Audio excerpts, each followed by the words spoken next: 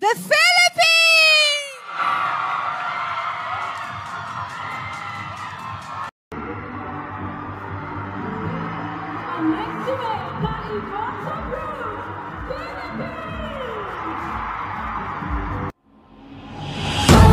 Now, 2204, your pageant vlogger host.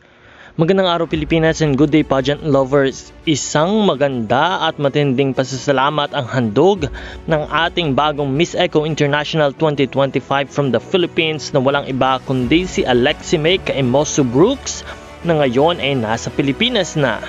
Narito ang kanyang napakagandang mensahe. Hello everyone, it's Alexi May Kaimoso Brooks, your new Miss Eco International 2025. And of course to all my supporters here in the Philippines and across the globe, gusto ko lang po magpasalamat po sa lahat ng suporta nyo.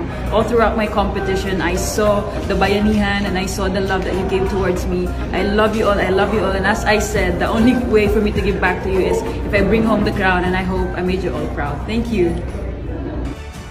Muli po para sa lahat ng aking mga subscribers at manonood, maraming salamat sa lahat ng patuloy na sumuporta para sa ating Miss Eco International Philippines Alexi May Brooks.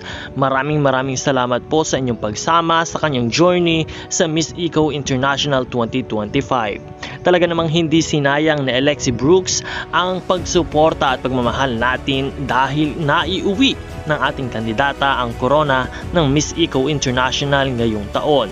Kaya muli ipinagbubunyi natin ang kanyang pagkapanalo at ang corona para sa Pilipinas. Maraming salamat po sa inyong panonood at sa inyong suporta.